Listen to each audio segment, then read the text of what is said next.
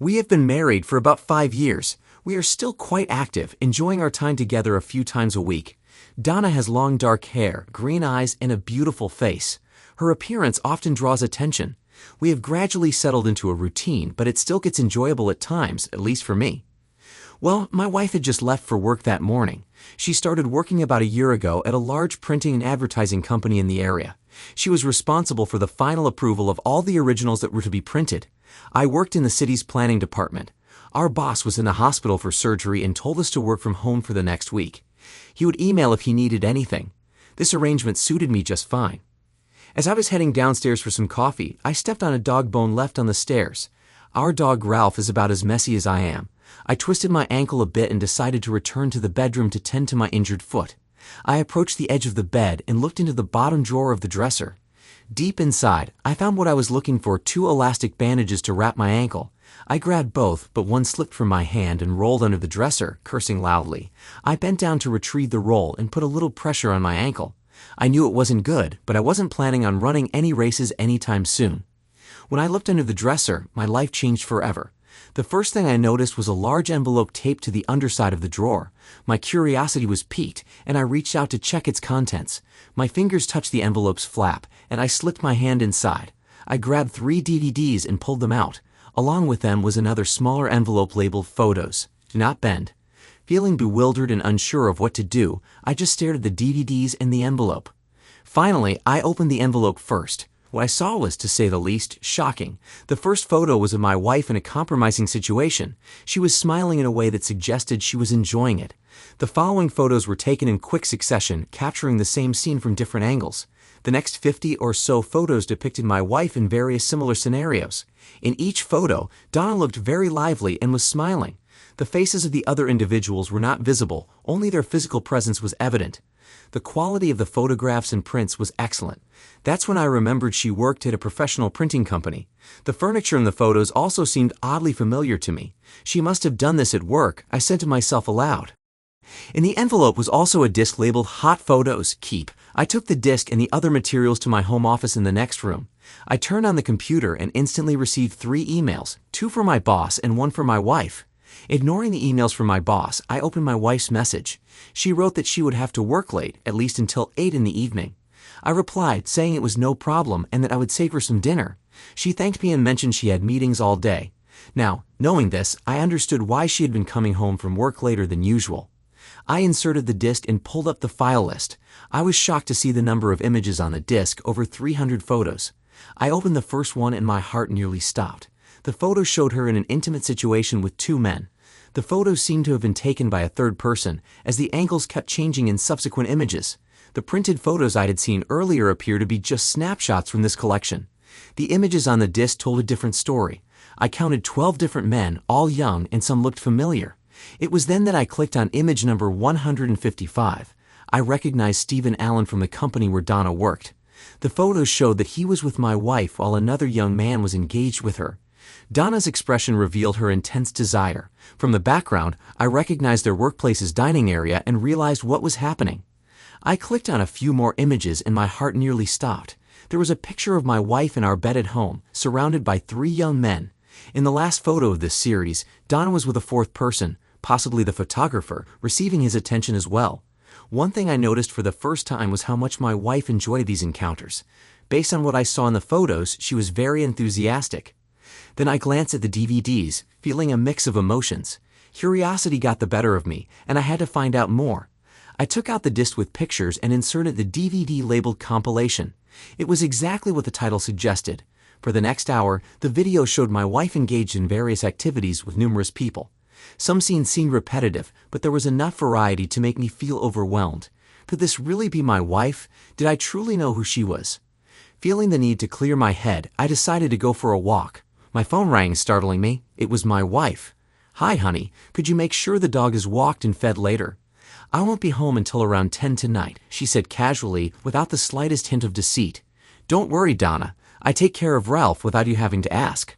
"But I thought you said you'd be home by 8, and now it's 10, I asked my wife. "I just need to finish this project for the SOAR account, and I'll be home right after that," Donna said, sounding a bit flustered. "Remember, I'm home all week because of Mr. Jones' surgery." "Don't worry. "I'll be here to help you all week," I replied, trying to keep my voice calm and supportive. I hoped my voice didn't betray what I had just seen. I already had a plan, but I didn't want to give my wife any hint of it. "I just wanted to keep you informed and not leave you hanging," Donna admitted. "All right, no problem. I love you and hope you finish up soon and come home," I said to my wife. I emphasized the word finish, but I don't think she noticed. She said goodbye and told me to be ready for some fun later. But now I knew she had been unfaithful at work, and I was determined to find out once and for all why and with whom, and to put an end to it. I took a small backpack and loaded it with all the photos, picture discs, and DVDs. I also brought a digital camera. In the bag, I had large plastic zip ties, a ski mask, several scarves for blindfolding, and a small .22 caliber pistol just in case. I don't believe in violence, but if my wife's lovers got out of control, it might be useful. The last thing I grabbed was an extra set of my wife's keys. The print shop was closed after hours, and I usually had to call her from the car to let me in. I once asked her about the doorbell, but she said it was broken. I remembered one time she made me wait for about 15 minutes, and she eventually came out all sweaty and with disheveled hair. She said she was moving boxes, but I suspected she was actually busy with her partners. My decision was made, and I left home around 5:30 p.m. I knew this would give Donna enough time to relax and forget about me. When I arrived, I parked across the street. Donna's car was in the lot, along with 3 other cars and a company truck. I was planning to go in after about 15 minutes when a large car pulled into the lot. It was Mr. Thomas, the owner of the business. I had met him a couple of times, and he was always kind to me. He was carrying a large bag for photo shoots and a small bag for supplies. He was talking on the phone and laughing at something the person on the other end said. "Donna is one of the best workers I've hired in a long time. She's hardworking and loves her job." Mr. Thomas continued his phone conversation with a laugh as he got out of his car. "Yes, and 6 cans of beer too," he added to the person on the other end and laughed loudly. "Remember, 3 rings, then 2 rings to enter. If you ring the doorbell wrong, you won't get in. See you soon, Bill," Mr. Thomas said as a parting instruction to the caller. Well, now I knew my wife had lied about the company's doorbell and was likely with someone else while I waited for her in the parking lot.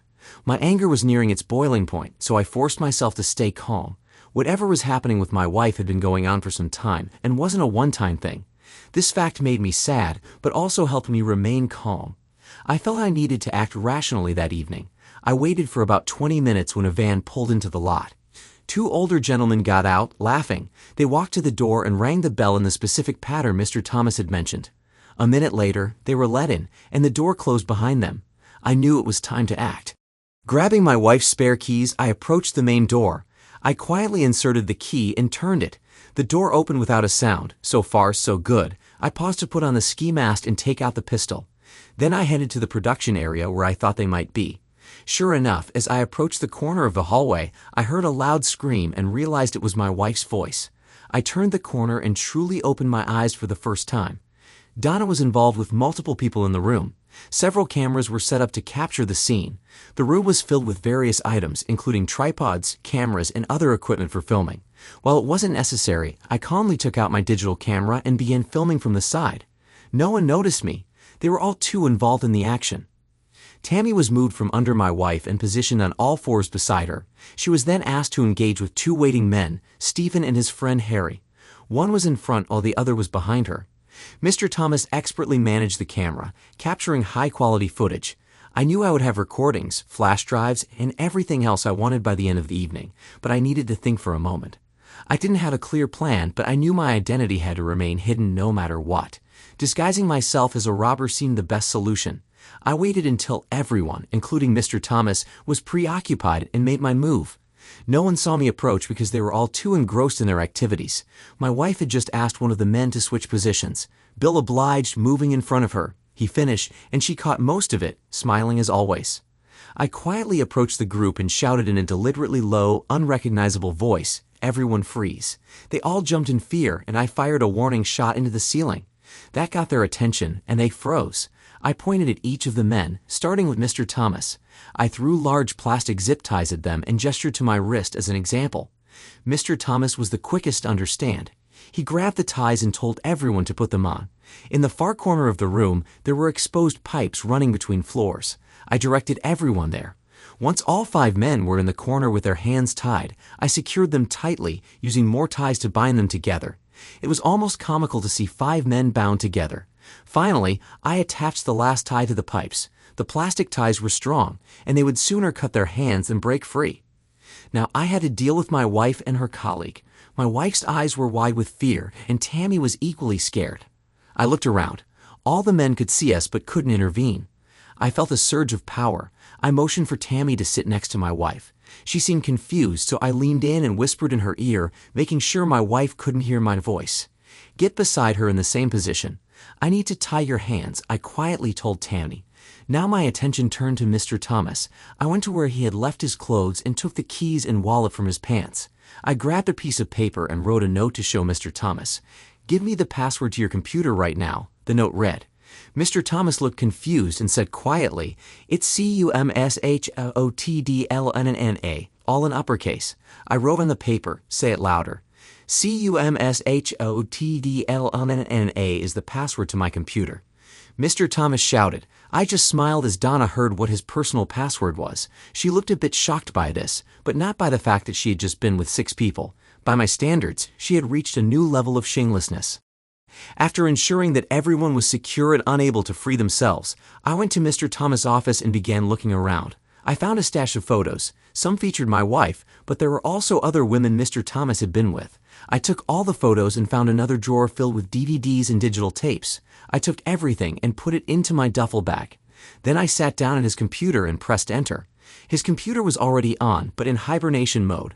I entered the password with my wife's name and woke it up. Nearby was a stack of blank CDs, so I inserted one into the computer. Then I clicked on Documents and Photos. I recognized my wife, Tammy, and what seemed to be personal photos of who must have been Mrs. Thomas. She looked somewhat attractive, but her expression suggested she was quite stern, which made her pictures less appealing. Well, that was my impression from the photos, but I could be wrong. The company's financial reports were very interesting. One set of books was written in green ink and the other in black. The black ink books were straightforward and didn't show anything unusual. The second set, written in green ink, was very creative, with all sorts of entries labeled as cash or personal accounts. These accounts weren't in the electronic files, and I could tell that Mr. Thomas was manipulating the books as the saying goes. I copied all the files, both large and small, while searching his office. There was a locked drawer, and I used a letter opener from his desk to open it. Inside were bundles of cash totaling about $100,000. It felt like Christmas. This person had been with my wife and even invited his friends to join in. I realized I would enjoy spending Mr. Thomas' money. I finished with his office and decided to check on my captives. My duffel bag was now much heavier than when I entered. I looked around the room. Tammy and Donna were still tied to the bed. The other guys were still bound, though they looked like they had been trying to free themselves. Some of them were rubbing their wrists. I knew they would need a sharp saw or knife to cut through the plastic, so they weren't going anywhere. I went to my wife's office and tried to start her computer, but it was already on. I clicked through all the documents, photos, notebooks, and emails. I copied everything and added the disks to my increasingly heavy duffel bag. This took about half an hour. Then I thought about the advantages of making everything look like a robbery. Mr. Thomas wouldn't tell the cops the full story about losing $100,000 that he shouldn't have had in the first place. Finally, I gathered everything I found and prepared to leave. When I returned to the room, all the men started to stir. I think they had been trying to escape, but all they did was rub their wrists raw. I smiled, realizing they wouldn't get free until tomorrow. I had a funny thought that soon they would all need to use the bathroom and end up in an awkward situation. This made me smile even more. These people disgusted me, and my wife was the worst of them all. She did it because she wanted to, not because of any pressure or reason. Simply put, she was a total disgrace. Before leaving, I searched through all their belongings and took all the keys, wallets, and purses.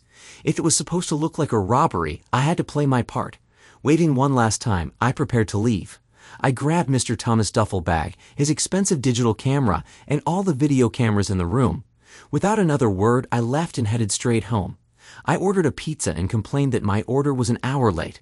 The manager said they had no record of an order to my address, but the last manager who had just left must have made a mistake. He apologized and told me the pizza would be on its way soon. I told him I would tip generously if it arrived within half an hour. The manager assured me he would do his best. Half an hour later, my pizza was at the door. This was for my alibi in case I was later questioned about what happened at my wife's company. I started eating pizza and reviewing all the files from Donna's and Mr. Thomas' computers on my own computer. I discovered that Mr. Thomas wasn't entirely honest with the tax inspector. He was also framing his wife, who actually owned the business. It turned out he was involved with at least 6 different women at the same time. Each of these women had separate files with photos, video clips, old emails, and vital information.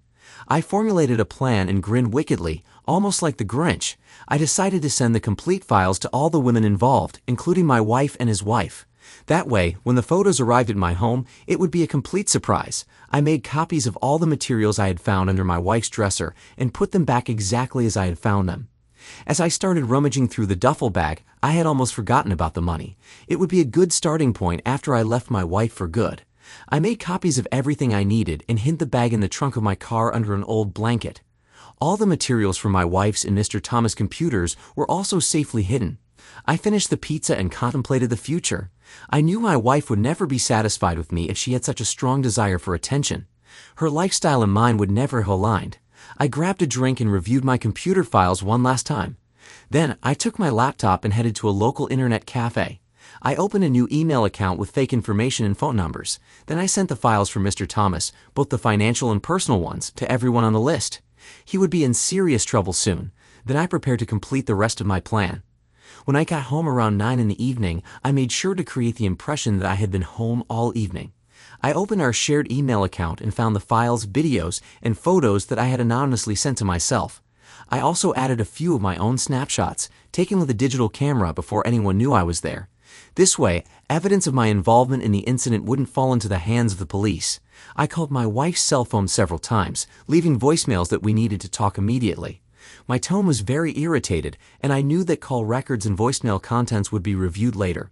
I really wanted to cover my tracks. At 10:30 p.m., I called my wife's cell phone again and said, "We need to talk right now." "Donna, you're half an hour late. I don't believe it was sent to our computer via email. You better call me now," I said, trying to sound very annoyed.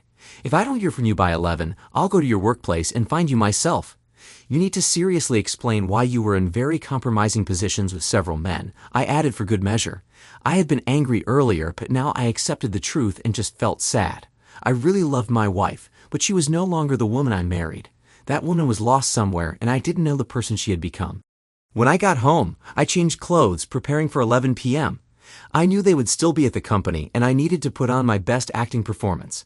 At 11 o'clock, I got into my car and drove back to my wife's company building. I parked right in front of the entrance and got out. I started ringing the doorbell, pressing it in quick, sharp bursts. Using the coded ring pattern to gain entry after hours was pointless. I rang the bell 6 or 7 more times, waiting for something.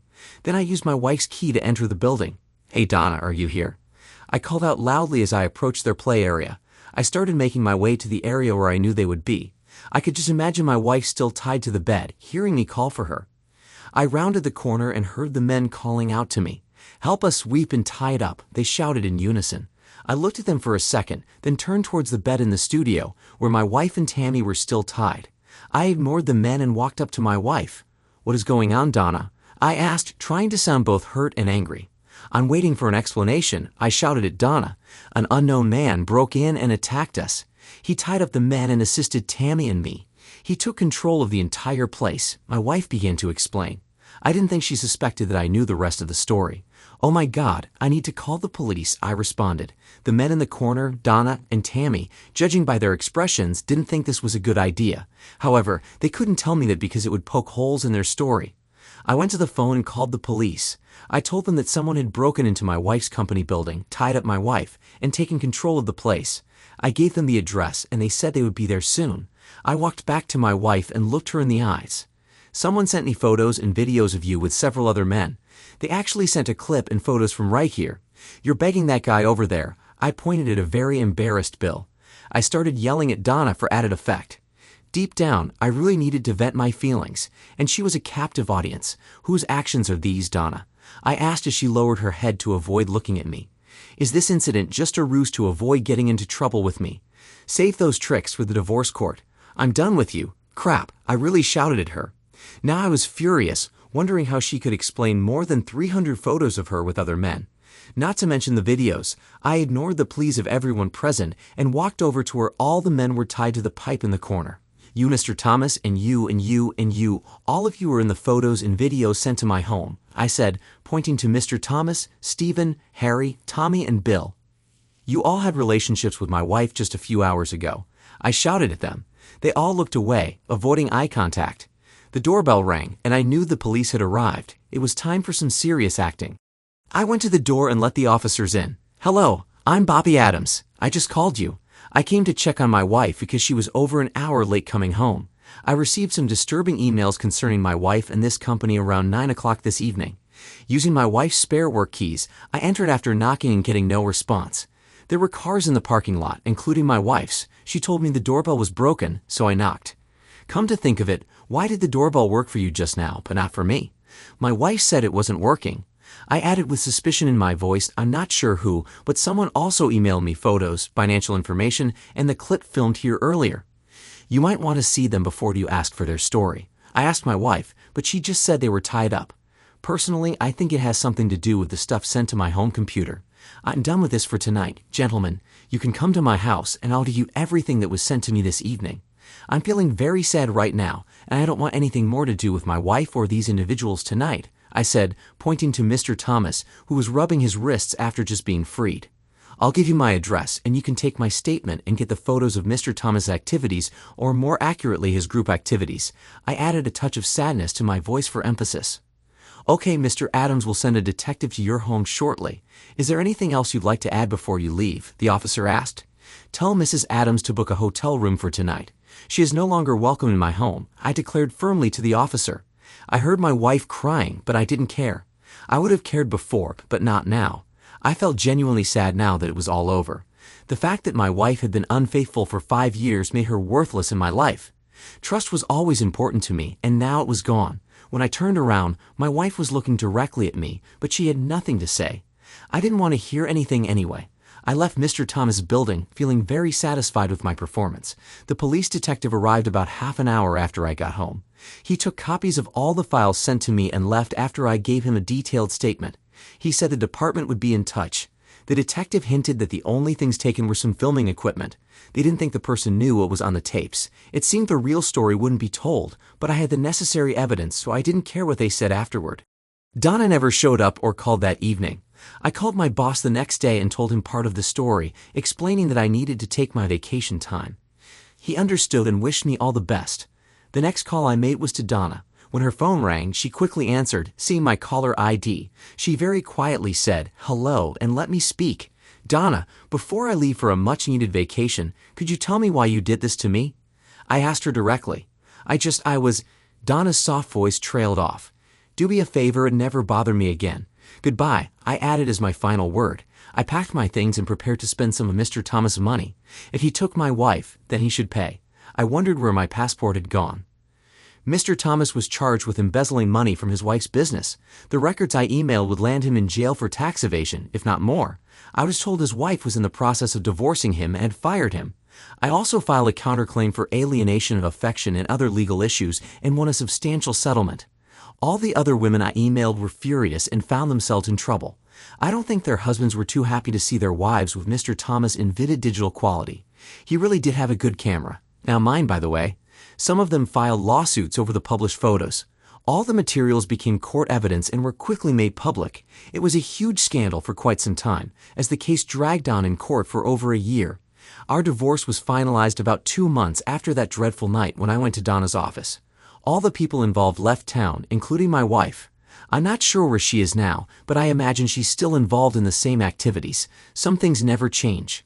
Now, I'm with other women, watching the tapes from Donna and Mr. Thomas' collection. I just tell these women that I enjoy amateur videos. Occasionally, I play the tapes of my wife during those group encounters. They all seem to enjoy it, especially after I take out my frustrations on them, and they always come back for more. Thanks to everyone who took the time to listen to today's stories. If you enjoyed it, please consider liking and subscribing if you haven't already. Feel free to share your thoughts on the events in the comments below. Take care.